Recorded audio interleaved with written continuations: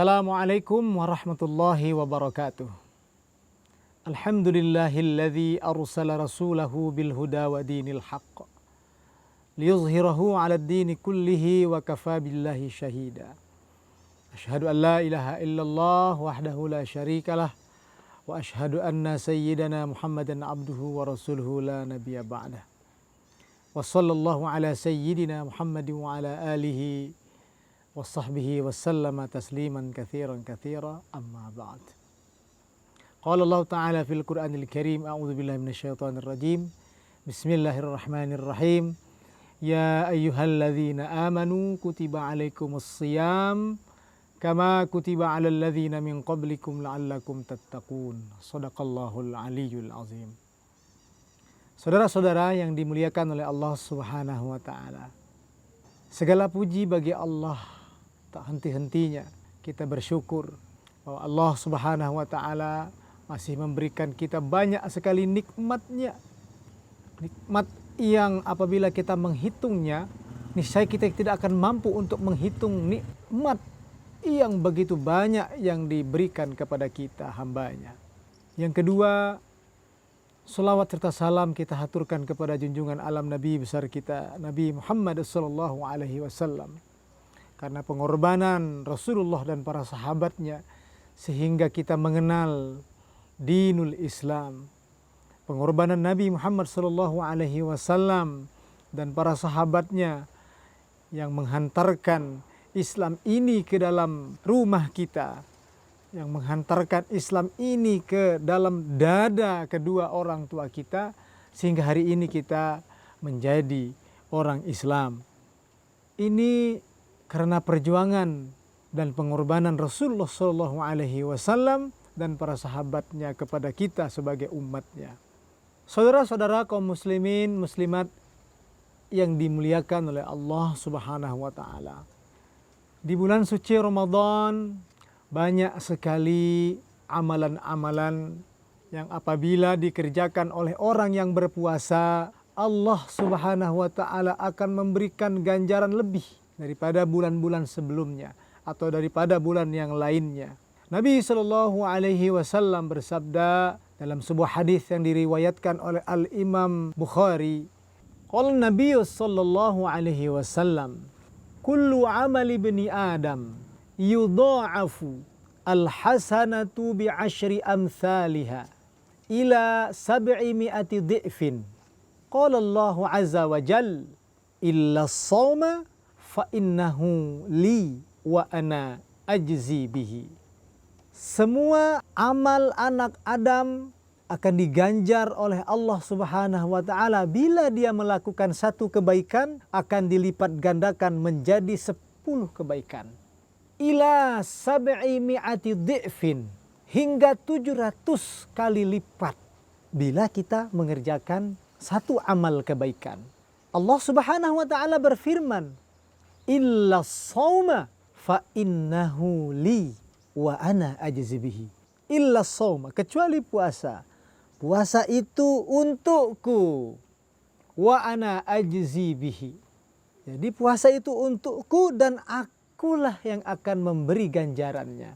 Jadi khusus untuk puasa ini Allah langsung yang memberi ganjarannya. Allah langsung yang memberikan penilaiannya. Tergantung dari kualitas puasa kita. Sebagaimana kita ketahui bahwa puasa adalah menahan dahaga, menahan lapar dan haus, menahan segala sesuatu yang dapat membatalkan puasa itu sendiri, mulai dari terbitnya fajar hingga terbenamnya matahari. Ini puasa dari segi istilah. Tapi sesungguhnya puasa yang kita kerjakan ini tidak hanya sekedar menahan lapar dan haus. Senada dengan ini Nabi SAW pun bersabda, kam min sha'imin laisa lahu min siyamihi illal ju'i wal atash. Berapa banyak orang yang mengerjakan puasa, akan tetapi tidak mendapatkan apa-apa dari puasanya kecuali hanya lapar dan haus. Terkait dengan hal ini Al-Imamul Ghazali membagi puasa itu kepada 3 tingkatan. Yang pertama, ada puasanya orang awam, puasa yang umum gitu ya. Yang kedua, ada puasanya orang yang khusus. Dan yang ketiga yaitu puasanya orang yang istimewa. Puasanya orang umum atau orang awam ini hanya sekedar menahan lapar dan haus saja. Dia tidak terjaga dari maksiat-maksiat yang lainnya. Dia hanya mengerjakan atau dia hanya menahan diri dari lapar dan dahaga saja. Ini tingkatan yang pertama, puasanya orang awam. Yang kedua yaitu puasanya orang yang khusus. Puasanya orang khusus ini mereka tidak hanya sekedar menahan lapar dan haus, akan tetapi menahan diri dari berbuat maksiat. Sehingga ketika mereka berbuat dosa dalam kelompok orang yang berpuasa orang khusus ini, dianggapnya batal sudah puasanya. Nah, tapi kalau golongan yang pertama tadi, kalau berbuat maksiat tidak batal gitu ya. Kalau dia sudah misalkan dia sudah menahan lapar dan berbuka pada waktunya, dia sudah puasa itu golongan yang pertama. Tapi golongan yang kedua yaitu orang yang tidak hanya sekedar menahan lapar dan hausnya. Dia menahan diri dari berbuat maksiat, menahan diri dari apa-apa yang dilarang oleh Allah Subhanahu wa taala. Terhadap matanya, terhadap mulutnya, terhadap anggota tubuhnya agar terhindar dari maksiat kepada Allah Subhanahu wa taala. Ini golongan yang kedua. Yang ketiga yaitu golongan puasanya, tingkatan puasanya orang yang istimewa. Orang yang istimewa ini berbeda.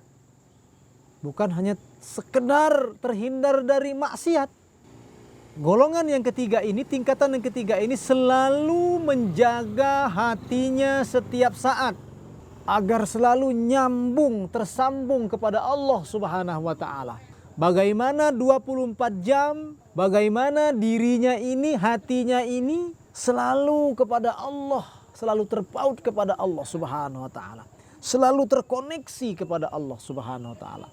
Maka bagi orang yang tingkatan yang ketiga ini, ketika dia lupa dengan Allah sesaat saja, dia menganggap puasanya udah batal tuh. Kalau amal-amal sholat, yang lain-lainnya mungkin masih bisa kita kelihatan khusyuk gitu ya, bersandiwara, sedekah ya. Tapi ingat, ini puasa ini karena dia penuh dengan kerahasiaan, penuh dengan misteri.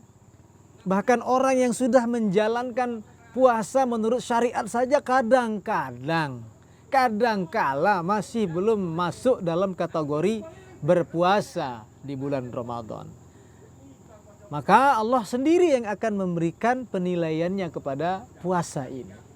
Maka oleh sebab itu, mari kita benar-benar puasa kita tidak hanya sekedar menahan lapar dan haus, tapi juga kita berusaha untuk menahan diri kita dari potensi-potensi buruk yang dapat menghilangkan nilai esensial dari ibadah puasa itu sendiri.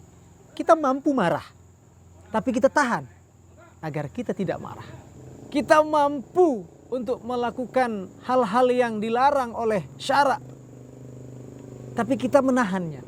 Kita mampu untuk makan di siang hari, tapi kita menahannya. Puasa pada muaranya nanti akan membentuk pribadi-pribadi yang bertakwa, pribadi-pribadi yang muttaqin, yang ketika selesai di bulan Ramadan ini seperti bayi yang baru dilahirkan. Saya tutup dengan sebuah hadis yang mengatakan man shoma ramadhana. Ada juga redaksi hadis yang lain mengatakan man qama ramadhana imanan wahtisaban ghufira lahu ma taqaddama min dzambi. Barang siapa yang mengerjakan puasa atau barang siapa yang berpuasa di bulan Ramadan, barang siapa yang mendirikan puasa di bulan Ramadan dengan penuh pengharapan, hanya mengharap ridho dari Allah Subhanahu wa taala, ghufira lahu ma taqaddama min dzambi. Maka Allah Subhanahu wa taala akan mengampuni dosa-dosanya yang telah lalu. Demikian, semoga bermanfaat. Saya akhiri, wallahul muwaffiq ila aqwamit thoriq. Wassalamualaikum warahmatullahi wabarakatuh.